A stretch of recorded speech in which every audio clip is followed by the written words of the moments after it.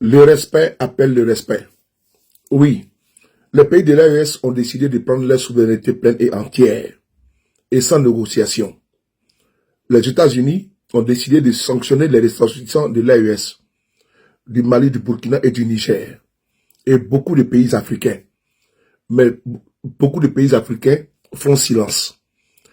Les pays de l'AES ont décidé de riposter avec effet immédiat et de sanctionner également les ressortissants américains qui veulent se rendre sur le territoire de l'AES.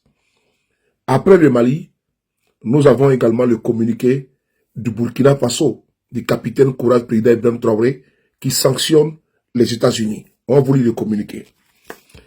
Ministère des Affaires étrangères et de la coopération régionale et des Burkinabés de l'extérieur. Burkina Faso, Ouagadougou, le 30 décembre 2025.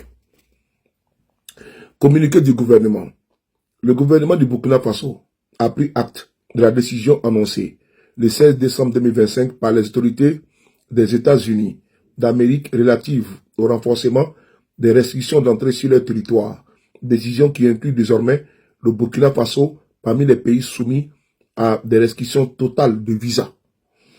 En application du principe de réciprocité, le gouvernement du Burkina Faso informe l'opinion nationale et internationale de sa décision d'appliquer aux ressortissants des États-Unis d'Amérique des mesures équivalentes en matière de visa. Le gouvernement du Burkina Faso demeure attaché au respect mutuel, à l'égalité souveraine des États et au principe de réciprocité dans ses relations internationales. Le Burkina Faso reste ouvert à une coopération fondée sur le respect des intérêts réciproques avec l'ensemble de ses partenaires. La patrie ou la mort, nous vaincrons. Signé Karamoko Jean-Marie Traoré, le ministre des Affaires étrangères de la coopération du Burkina Faso. C'est bien dit, hein? Le Burkina Faso demeure attaché au respect mutuel, à l'égalité souveraine des États. Effectivement, il faut reconnaître que les décisions unilatérales des États-Unis dérangent et gênent.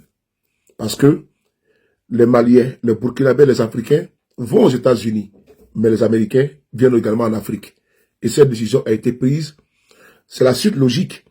Un pays qui veut se faire respecter, qui clame sa souveraineté, qui a emprunté le chemin de la souveraineté, ne peut accepter un tel affront. Il faut saluer la décision courageuse du capitaine Courage Ibrahim Traoré des pays de l'AES afin de se faire respecter. La patrie ou la mort, nous vaincrons. Vive l'AES!